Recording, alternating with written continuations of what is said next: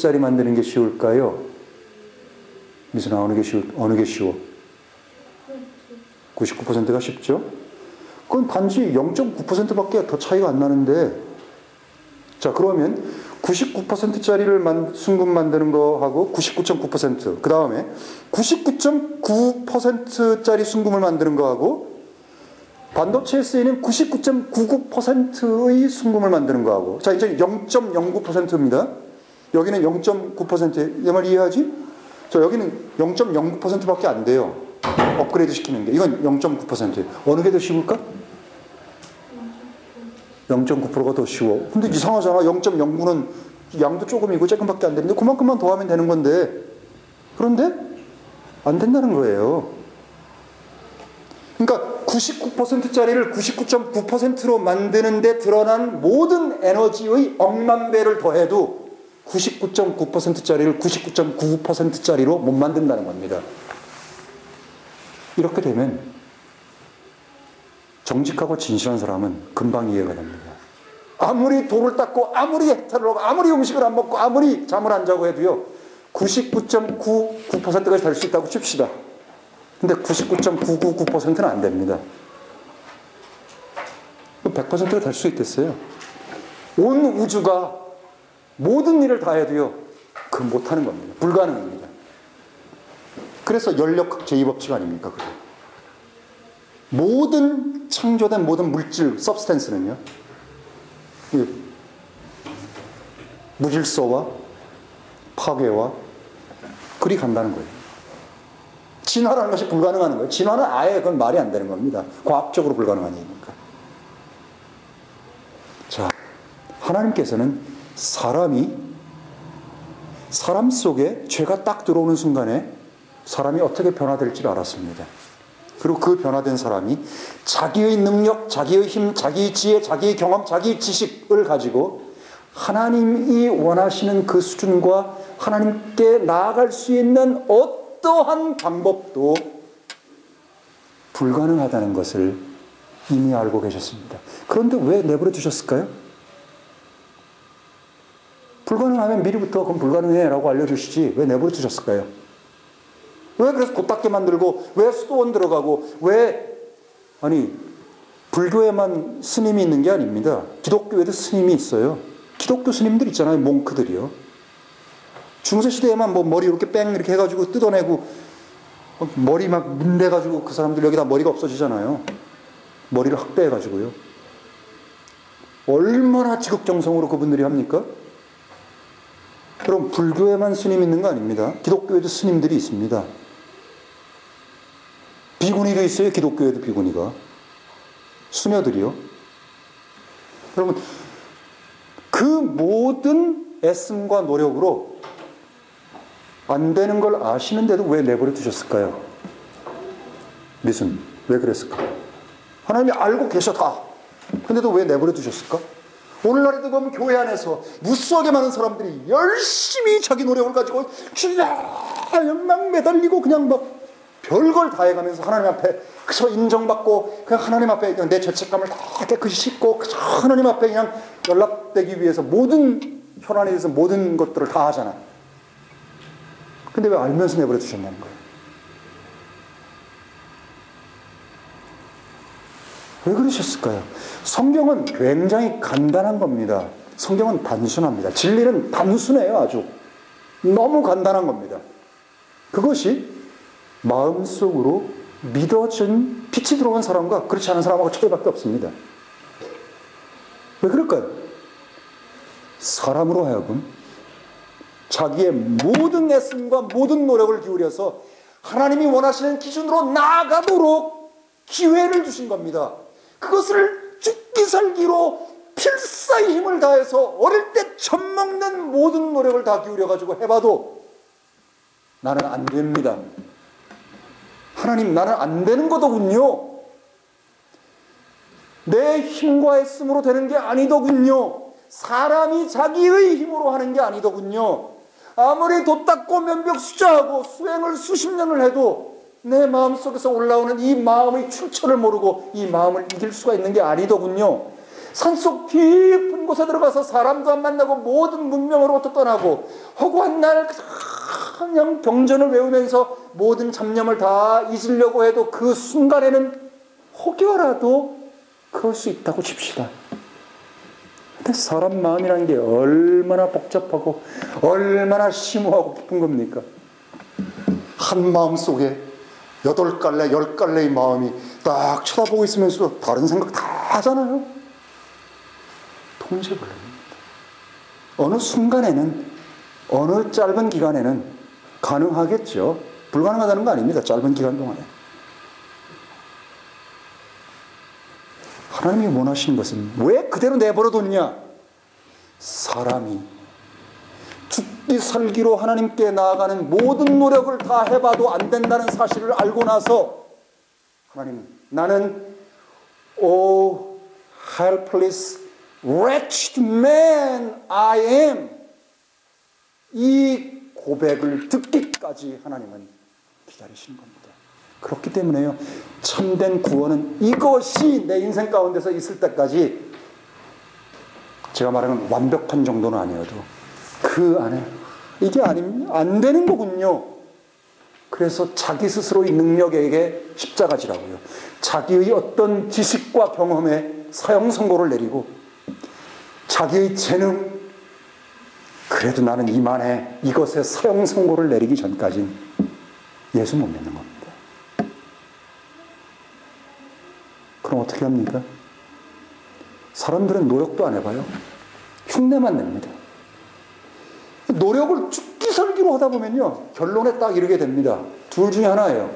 위선자가 되든가, 오늘날 수없이 많은 종교인들처럼 위선자가 딱 돼서 자기는 그렇게 못 살면서 그냥 할렐루야 할렐루야, 주님이 항상 우리를 축복하십니다 맨 이러면서 살든가, 아니면요, 절망 속에서 탄식하면서 차라리 내가 자살하는 게 낫겠다.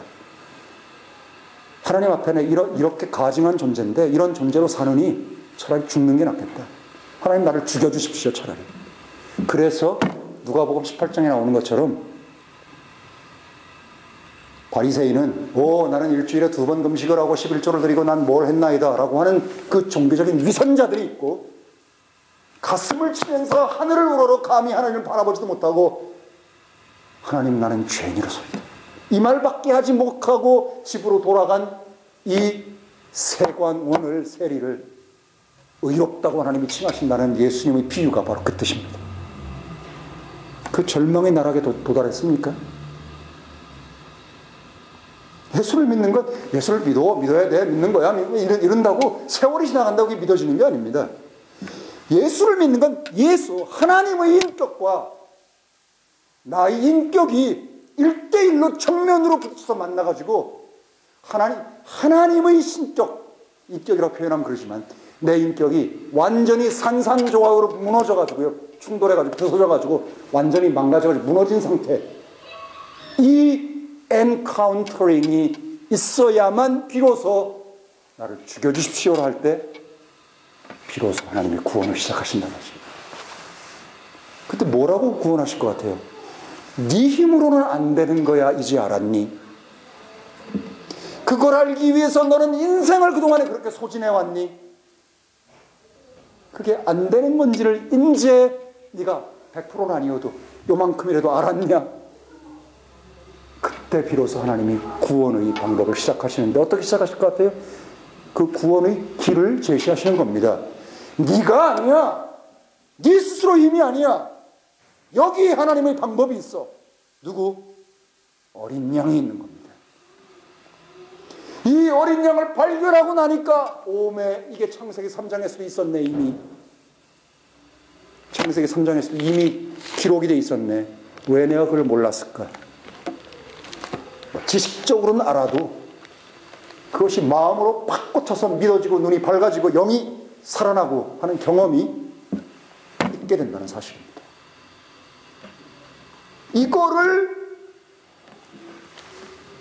그러니까 어떻게 얘기하면, 엄밀하게 얘기하면요, 교회에 와서 사람으로 하여금 얼마나 내가 비참하고 형편없는 존재인지를 알려주지 않으면 이 길에 도달할 수가 없는 겁니다. 그렇기 때문에 복음의 한 면은 사람으로 하여금 깊은 정죄와 심판 가운데서 고통스럽게 만들어요. 교회를 다니면 미치겠는 거예요. 너무나 힘들어가지고. 이게 뭐 좀 오히려 좋은 얘기 해주고 행복한 얘기 해주고 즐거운 얘기 해주고 막 살아날 힘을 얘기를 해줘야지 내가 가지고 좀 살 텐데 이 거꾸로 얘기를 하니까 죽겠는 거예요. 근데 그게 사는 길입니다. 그것을 통해서 막다른 두 갈래의 길에 딱 도착해야 되는 겁니다. 도착할 때 바리새인처럼 위선의 길로 가버리던가 오늘날의 종교 지도자들처럼 위선의 길로 가든가 아니면 거기서 하나님 앞에 완전히 무릎을 꿇고 나는 완전히 무익한 존재입니다. 어떤 방법으로도 하나님의 구원을 내 스스로 힘으로 할 수 없습니다. 차라리 나를 죽여주십시오. 그럴 때 하나님이 어린 양 십자가에 달린 예수를 보라. 그가 너를 대신해서 이미 죽었어. 그가 너로서 죽었어. 그가 바로 내가 너를 살리기 위해서 창세전부터 이미 작정하고 계획한 이 하나님의 지혜와 지식의 모든 보화가 바로 이거예요. 그를 봐. 그가 겪은 그 고통을 봐. 네가 비참하게 이렇게 죽었어야 되는데 너 대신 바로 하나님의 아들이 거기서 비참하게 죽었잖아. 그가 너의 죄값을 갚았잖아. 누가? 하나님이. 그 하나님이 죄값을 갚으신 그 갈보리를 바라보면서 거기서 비로소 희망의 찬란한 태양이 떠오르는 겁니다. 나는 너를 대신해 너로서 죽으니 너는 나를 대신해 나로서 살다. 예수 믿는 신앙이 무엇입니까? 바로 이 표현이라고 할 수 있습니다. 고린도 후서 5장 20절인가에 보면 우리가 알거니와 한 사람이 모든 사람을 위하여 또는 대신하여 죽었은즉 모든 사람이 죽은 것이라. 하나님의 믿음이 하나님에게서 온 믿음이 내 안에 들어오면 그 말이 아무 의심 없이 그것이 그대로 다 믿어지게 됩니다. 우와, 한 사람이 죽었으니 모든 사람이 죽은 것이라. 그 말이 믿어지게 됩니다. 그리고 나서는 의심이 안 생기게 됩니다. 왜 그럴까요? 그것들은 믿음 자체가 하나님에게서 온 것은 그렇게 다르기 때문입니다. 또 한 가지는요, 논리적으로도 설명할 수 있습니다. 고린도후서 15장도 마찬가지고 로마서 5장도 마찬가지고 한 사람들을 대비하는 그런 장면들이 나옵니다. 한 사람, 첫사람 아담, 그리고 나서 예수 그리스도, 이 둘을 대비하면서 첫사람이 죄를 들여오게 됐은즉 이 마지막 사람, 이 마지막 아담이 죄에게 빠져있는 사람을 의인으로 만들 수 있다는 거예요. 첫사람이 그렇게 했기 때문에 마지막 사람은 첫사람과 달리 이 사망과 정죄와 심판과 죄 속에 빠져있는 이 사람을 의와 영광과 찬란한 하나님의 부활 속으로 만들 수 있다는 겁니다. 무엇이요? 왜? 범죄는 첫사람으로 인해서 왔고 우리는 첫사람 안에 있는 존재들입니다. 여러분, 실은 나는 아담입니다. 여러분, 어제 제가 잠에 잠자기 전에 내가 아담이구나. 야, 나는 늙은 아담이네. 여러분, 생물학적으로 믿음이 잘 이해하겠네요. 바이올로지 공부 안 했지? 그래. 생물학적으로요, 아버지의 제너레이션하고 그 아들의 제너레이션 가운데 누가 더 늙은 사람인 줄 압니까? 아들입니다. 왜요? 아들은 아버지의 생명의 모든 길이까지를 이미 갖고 있는 상태에서 태어나고 그리고 거기에 자기의 생명을 더하기 때문입니다. 바이올로지컬하게 그렇습니다. 송충이 한 마리가 있는데 송충이 한 마리가 새끼를 낳습니다. 그 새끼가 아버지 송충이보다 더 오래 산, 더 생명이 긴 아버지 것을 그대로 갖고 있고 자기 것을 또 살고 있기 때문에 더 생명이 긴 겁니다. 저는 생각해 보니까 내가 바로 그 아담이구나. 내가 아담인데 나는 수천 년을 더 산 아담이에요. 아담은 그 이후에 죽어버렸습니다. 930년 살고 나서. 그리고 나서 아담의 생명이 연장되고 이어져가지고 저의 할아버지인 정순자 태자 쓰시는 어른, 그리고 아버지 정주자 상자, 그리고 나서 이 정현천까지 이어졌고, 내 아들은 나보다 더 오래 산 사람이야. 정홍준, 정택균은 나보다 더 생명의 길이가